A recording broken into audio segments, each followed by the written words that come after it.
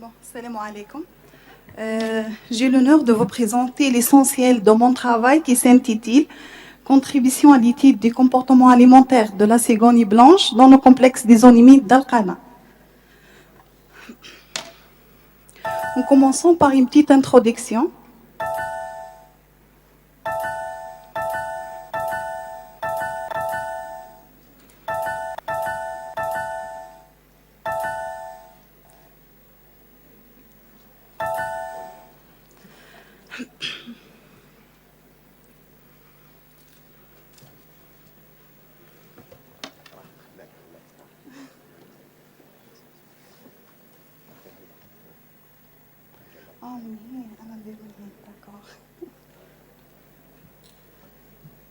Les oiseaux d'eau coloniaux se distinguent par leur abondance et leur diversité, mais aussi par leur fragilité.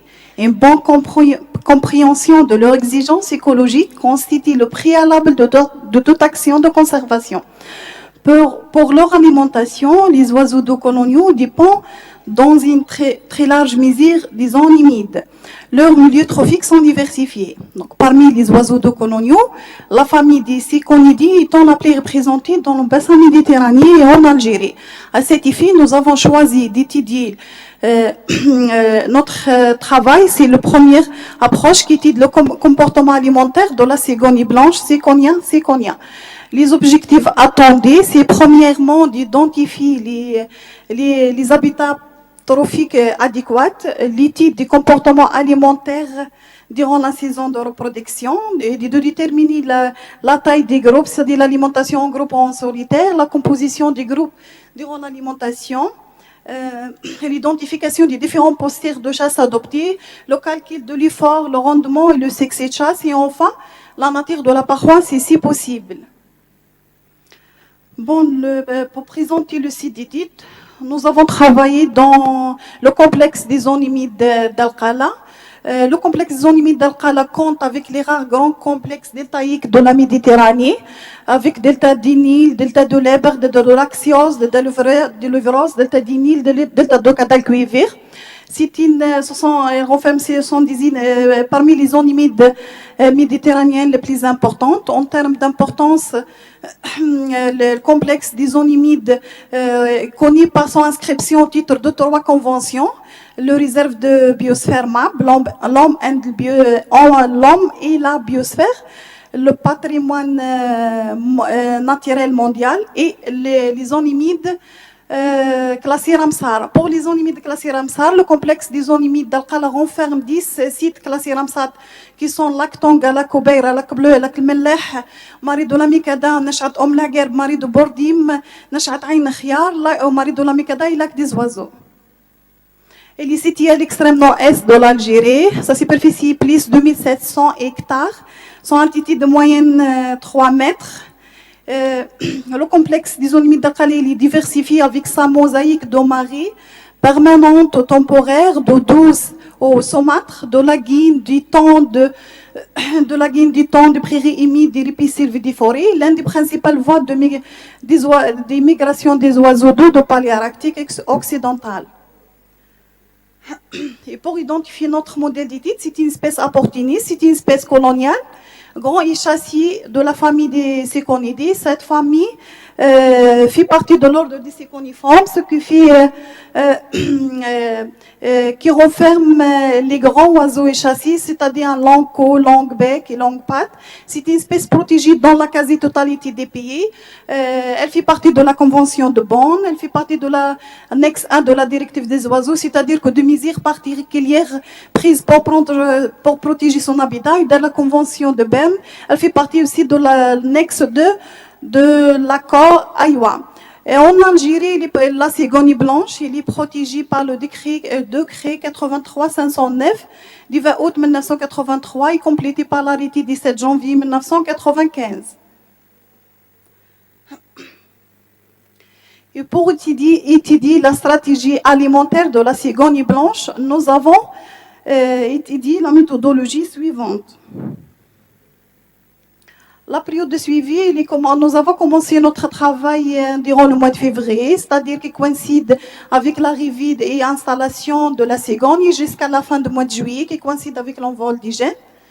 La méthode de suivi consiste à choisir au niveau de points d'observation, à choisir 2 points d'observation appropriés, dans lesquels on note, avec bien sûr l'utilisation d'un télescope, d'une paire de jumelles, et durant un laps de temps égal à 5 minutes, on fait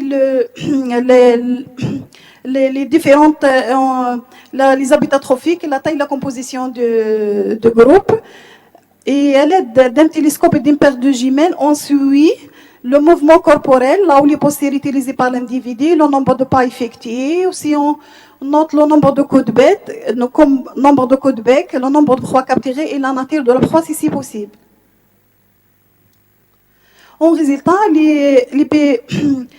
nous avons trouvé 6 habitats trophiques utilisés par notre modèle d'étude, qui sont les friches, les prairies humides, les champs cultivés, les mares d'eau temporaires, les champs moissonnés, les champs labourés.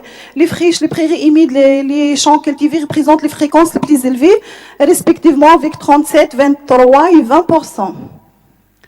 Notre modèle d'étude chasse en solitaire avec 57%. Il chasse aussi avec ses congénères, c'est-à-dire en groupe monospécifique avec 27%. Et en groupe plurispécifique, il chasse avec 16%. Les espèces qui chassent avec la cigogne blanche, ce sont les crabes, le héron garde-bœuf et le héron cendré.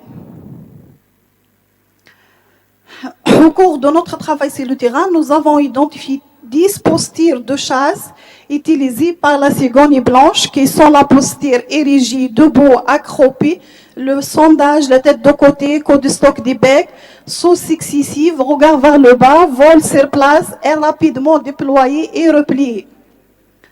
Donc, les postures érigées, debout, accroupées représentent les fréquences les plus élevées, respectivement avec une fréquence de 37%, 25% et 22%. La marche constitue un comportement répandu dans la quête de nourriture.